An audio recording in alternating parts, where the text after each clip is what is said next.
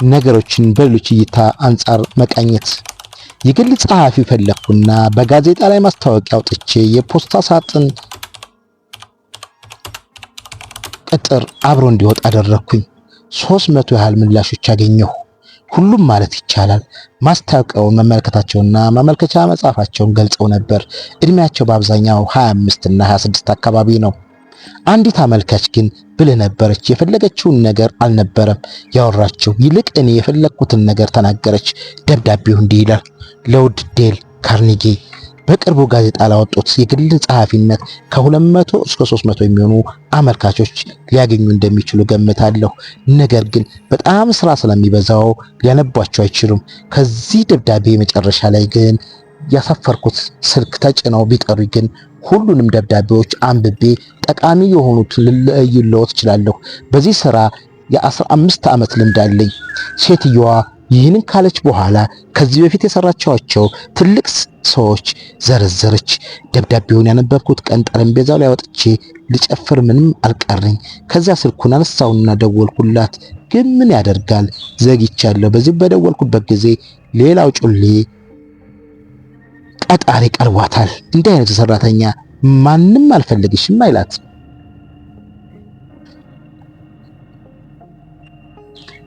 በርት ማቲንግ የተሰኘ ማስታወቂያ ባለሙያ የማዲሰን ጎዳና ለመጀመሪያ ጊዜ ከመርገጡ በጣም ቀደም ብሎ ፍላጎቱ ጸሐፊ መሆን ነበርና ጸሐፊ ሲባል ታዲያ በታይፕ ወይስ በኮምፒውተር መተክተክ ሳይሆን ደራሲ ማለት ነው። እኛም በታይፕ ራይተር ታግሎ አጫጭር መሳይ ታሪኮችን ይጽፍ ነበር። ይሁን እንጂ እንደ በርካታ ጸሐፊዎች ሁሉ እሱም የዚህ ስራ ሁሉ ብቻ ሊኖር ባለመቻሉ የግድ ኑሮውን የሚደጉምለትና የወራዊ ወጪዎችን የሚሸፍንለት ሌላ የገቢ ምንጭ ፈለገ። የመጀመሪያ የመጣለት ነገር በሩ እየዞሩ የተለያዩ መጽሐፍትን መሸጥ ነበር። ኢንኮስ ስፕሪቲንግስ በዚህ መንገድ እየዞረ ቸበቸበ። የኩሽና ዕቃዎችን አዞረ። ተወልዶ ባደገበት ቺካጎ ሰፈር ጉራንጉሩ ሳይቀበር የቀብር ቦታዎችን ሸጠ። ይህ የመጨረሻ በጣም አትራፊ ሆነለት። የቺካጎ ህዝበ ቆጠራ እያሻቀበ ሲሄድ የቀብር ቦታ ችግር መከሰቱ አይቀርም። በመሰረተው ኩባንያ አማካይነትም የ5 ዓመት ዋስትና እየሰጠ የቀብር ቦታዎችን ቀን በቀን በታይፕ ሲጽፍ ከዋለ በኋላ ማታ ማታ ሱፉን ግጥም አድርጎ በየሰው ቤቱ እየዞረ ይሸጣል። በጣም ጥሩ ሰው ወጪ የሌለው ኢንቨስትመንት በመሆኑ ወድጀዋለሁ። ይሁን እንጂ ምንም መሸጥ አልቻልኩም። ምክንያቱ ደግሞ ከራሴ እንጂ ከነዋሪውና ከማህበረሰቡ ጋር አታይ አንጻር ነገሩን አልተመለከትኩትም።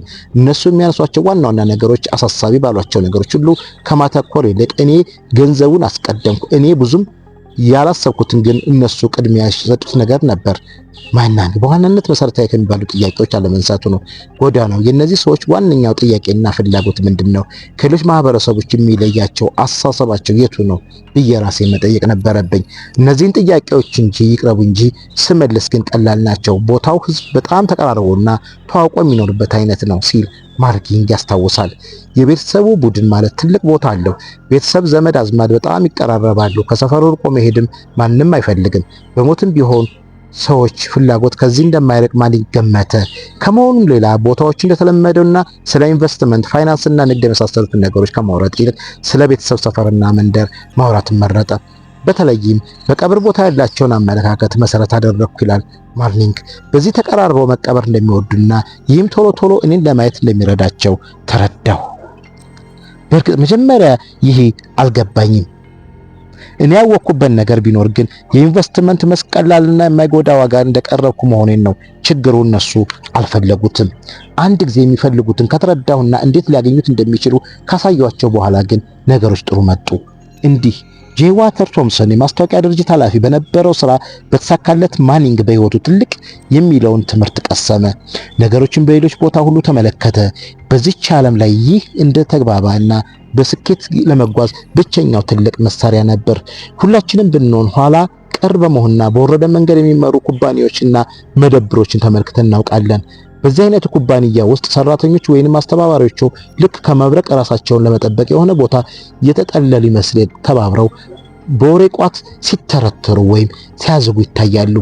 ወደዚህ ቦታ በደንበኝነት በሚገባ ማንኛውም ባለ ጉዳይ ሆነ ግለሰቦች ቤት ሳይጠበቅ ሳይፈለግ የገባ ያህል ነው የሚሰማው።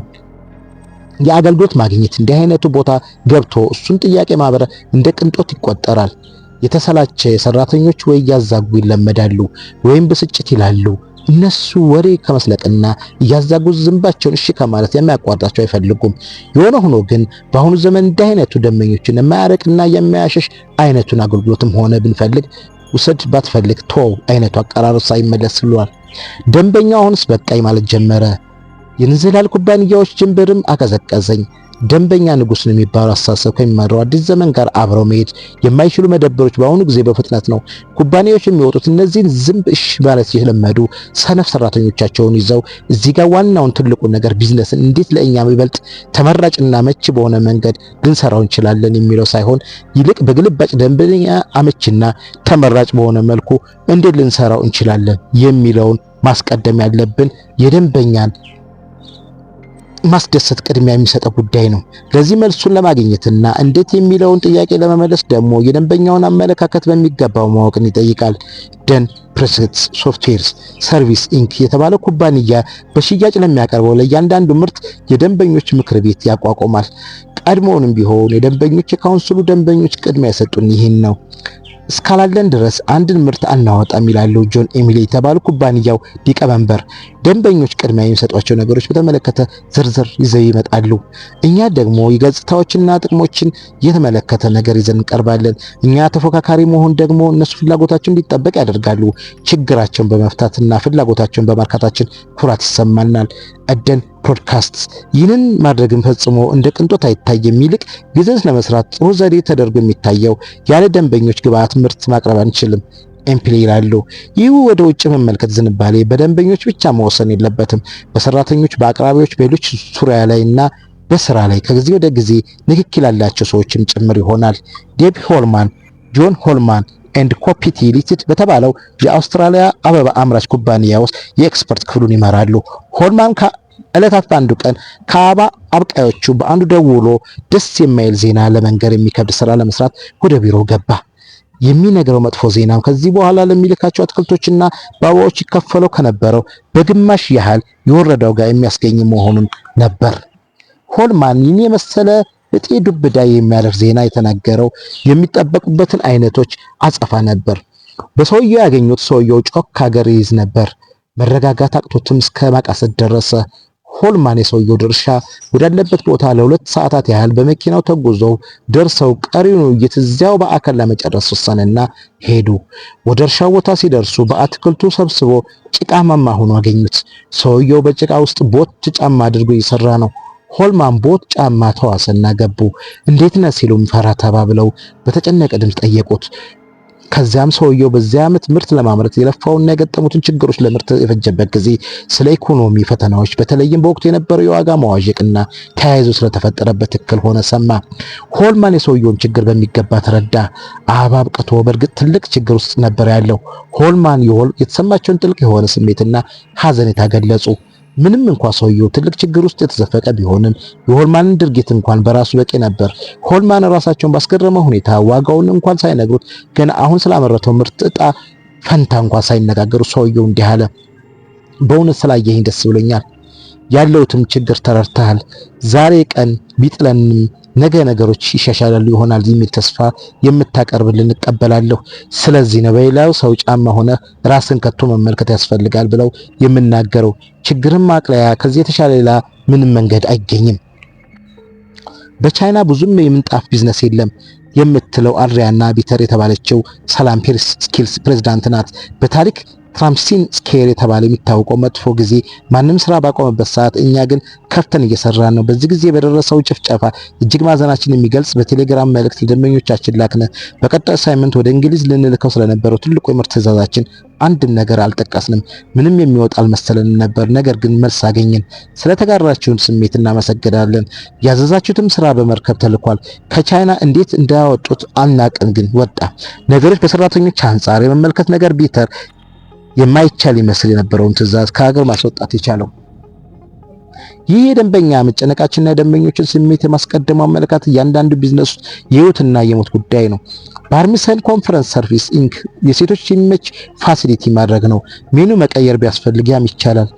ግን ይህ ሲባል አስተያየታችን መስጫ ሳጥኑ እስኪሞላ ድረስ መጠበቅ ወይንም የደንበኞችን ቅሬታ የያዙ ደብዳቤዎች እስከሚያጨናንቁን መጠበቅ አለብን ማለት ይቻላል። ትልቁ ሁሌም ከደንበኛ እስከ እርምጃ ቀድሞ ማግኘት ይቻላል ብልህ የሆኑ የቢዝነስ መሳሪያዎች ደንበኛው ቀጥሎ ምን ይፈልግና ይጠይቅ ይሆናል ብለን ይጠይቁና ይዘጋጃሉ። ከጥቂት ቀናት፣ ሳምንታት ወይም ወራት በኋላ ቢሆኑ ይህ ሁሉ ታዲያ ነገሮችን ከሌላው ሰው አንጻርና ከሌሎች ቦታ ሁሉ የመመልከት አካል ነው። ለራሴ ምን አገኝ ይሆን የሚለው ጥያቄ በዛሬው ዘመን ስለ ቢዝነስ እናንበረባቸው ሊነግሩን የሚችሉ የህትመት ውጤቶች፣ መጽሔቶች፣ መጽሐፍት፣ የዜና መጣጥፎች፣ የያዙ በራሪ ወረቀቶች፣ በመረጃ መረብ የሚገኙ ጽሑፎች፣ በፋክስ የምናገኛቸው ሪፖርቶች በቀላሉ ይገኛሉ። ሆኖም አብዛኛዎቹ እነዚህ የህትመት ውጤቶች እንደ ማርቲን ኤዲስተን እምነት ከሆነ ብዙ የቢዝነስ ሰዎች ይፈልጓቸው ይጣሟቸው የነበሩ ቢሆንም ግን ለተአምራዊ እርምጃ አስፈላጊ የሆኑ መረጃዎች አላደረሱም። ከነዚህ ጽሑፎች ጋር የቢዝነስ ዜናዎች ነበሩ። ከሞላ ጎደል የሚስተናገዱት ተቀጣሪዎች እንዴት መያዝ እንደሚቻል፣ የጤና ሽፋን ወጪዎችን እንዴት መቀነስ እንዳለብን፣ ደንበኞች አብዝተው ይፈልጓቸው የነበሩ መረጃዎች ትንፍሽ አይሉም። እርግጥ ነው ስለ ጤናው ጥበቃ ችግር ይነግሩናል። እንዴት ልንከላከለው እንደምንችል ግን አያወሩንም። የዚህ ነበር ኤዲስተን በቁጭት መብከንከኑን ባሻገር ኩባንያ መመስረት የወሰነው። ኤዲስተን የደረሰበት ድምዳሜ ለመድረስ የተለየና የመጠቃ እውቀት ይጠይቃል። አረ በፍጹም ይልቅና በየዕለቱ የደንበኛ እንዴት ይገመገመናል የሚል ጥያቄ ለማንሳት የሚደፍሩ የቢዝነስ ሰዎች ናቸው የሚያስፈልጉት። በመሰረቱ ዓለምን በዚህ መልኩ ቢመለከት ማንኛውም ቢዝነስ ማለት ይቻላል ተጠቃሚ ይሆናል። ነገሮች ከሌሎች ሰዎች ጋር ሆኖ መመልከት ግን በራሱ የሚመጣ ነገር አይደለም። ጥያቄዎችን የተወሳሰቡ አይደሉም፣ ግን መጠየቅ አለባቸው። በቤት የሚሰራ ቦታ፣ በማህበራዊ ህይወትም ቢሆን እነዚህን ጥያቄዎች ከመጠየቅ አንቦዝን። ለመሆኑ ከኛ ጋር መስተጋብር የሚፈጠረው ሰው ምን አይነት የህይወት ተሞክሮ ይዞልን ይሆን የሚመጣው? ሌላኛው ሰው ማንን ለማሳካት እየሞከረ ያለው? ምንስ ለመሸሽ የሚሞክረው? ይህ ሌላኛው ወገን ሰው ማንን የሚወክለው? ብዙ አስተሳሰብና አካሄድ ከዚህ መስተጋብር ውስጥ ምን ቢመጣ ነው ስኬታማ የሚባለው? ምንም እንኳን አንዳንድ ቋሚ የሆኑ እሳቤዎች መጠናከራቸው ባይካድም ከነዚህ ጥያቄዎች የሚሰጡ ምላሾች የተለያዩ ሁኔታዎች፣ ኩባንያዎች ውስጥ ልዩነት ይኖራቸዋል። የሆነ ሆኖ ግን ምላሾቹ ምንም ይሆኑ ምንም እነዚህ ጋር እየተባባልን ያለውን ዋነኛውን ነገር በዚህ ላይ የፈለግነውን ነገር ሁሉ አሜን ብለን እንቀበል የሚል እንዳልሆነ ሊታወቅ ይገባል። ይልቅ ሌላኛው ሰው የሚፈልገውን በቅንነትና ከልባችን ለማወቅ እየሞከርን ያመለክታል። ከዚህ ደግሞ ህሊናችን እስከሚፈቅደው ተገቢ እስከሚሆነው ድረስ ይህንን ፍላጎት ለመጠበቅ መሞከር ነው። የምናወራው ካርኔን ያለውን አንድ ቃል እናስታውስ። ሰዎች ችግራቸውን እንዲፈቱ ብናገዛቸው ደግሞ በእኛ ቁጥጥር ይሆናል። የካሚንግ ሊቀመንበር ዴቪድ ሊስተር ምርታቸውን በተመለከተ ትልቅ ያሉት ስያሜና ገለጻ ለደንበኞች አስተያየት የግድ ትልቅ እንዳልሆነ የገባቸው የደንበኞች ቅሬታን ያዘሉ ደብዳቤዎች ለደረሷቸው ጊዜ ነበር። ሉተን በወቅቱ በእንግሊዝ ነገር ነበር የሚሰሩት። የደንበኞች አስተያየት ቅኝት አደረጉ። ከደንበኞች መካከል አንዱ አጉል ዲፕሎማሲ ሲያሽሞነሙ ልካቸውን ነገራቸው። ካሚንግ አሁን ጠነዛ።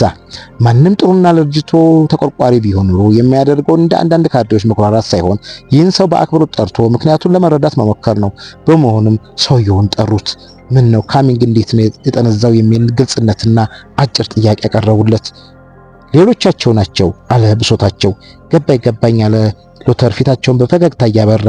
ምናልባት ከአንድ ሌላ ኩባንያ ጋር ተምታታብ መሆን አለበት። ነገር ግን የኛ ሌብሎች ከኮምፒውተር ጋር ነው የሚታተሙት። ከነዚህ ሌሎቻችን ላይም የፋብሪካው አድራሻ፣ አገሩ፣ ተቀባዩ፣ ኮዱ፣ የኛ ኮዱ፣ ቀኑና ሌሎች ሁሉ አስፈላጊ መረጃዎች ይሰፍራሉ። ሰውየው በቀስታ ራሱን ፊትና ኋላ ነቀነቀ። ለመሆኑ እሳቸው ሉተር ስቶር ገብተው ያውቃሉን? አዎ አውቃለሁ አሉ ኮስተር። ለነገሩማ ከ10 ዓመት ያላነሰ ጊዜ በመጋዘን ሰርቻለሁ። እኔ መጋዘን ገብተው ያውቃሉ? ሉተር እንደማያውቁት ነገሩት ይበሉ እንጂ ይምጡ ይከተሉኝ። ተያይዘው ወደ ሰውየው መጋዘን ሄዱ። መጋዘን ውስጥ ሉተር ከሌሎች መጋዘኖች ከሚያውቋቸው መደርደሪያዎች ከፍ ያሉትን ተመለከቱ። በተለይም ላይኞቹ መስቀመጫዎች ከሉተር ጭንቅላታቸው ይረዝማል። ሰውየው ላይ ካሉ መደርደሪያዎች በአንዱ ላይ ትኩረቱን አደረገ። እንግዲህ ካሚንግ ምርቶቹ እዚህ ጋር ነው የምናስቀምጠው አለ። ግን እስኪ ሌብሎችን ማንበብ ከቻሉ ያንብቡልኝ። ኧረ በፍጹም አልችልም አሉ ኮስተር ብለው። ሉተር እሱን ነው አሉት አላቸው ሰውየው የማይታይ ልብሳቸውን ይዞ። ካሚንግ ጠነዛ አልኩት። ሉተር ግን ቀን ህይወታቸው ትልቅ ትምህርት ቀሰሙ። ሉካ ደንበኛው ቢሮ መሄድ ወሳኝ ነው አሉ። ይህ ደንበኛ ተገልጋዮቻችን የራሳቸውን ፍላጎትና ስጋቶች እንዳላቸውን ያሳየን። ይህን ደግሞ ደንበኛው በመጠየቅ ካልሆነ ማወቅ አይቻልም። ከደንበኞቻችን፣ ከቤተሰቦቻችን፣ ከጓደኞቻችን ይበልጥ ስኬታማ የሆኑ ግንኙነቶች የመመስረት ከፈለግን ነገሮች ከነሱ ቦታ መሆኑን እንመልከት። ሌላው ሰው ምን እንደሚያስፈልግ ለማወቅ ከራሳችን ዛቢያ ወጣ ብለን ይጠበቅብናል።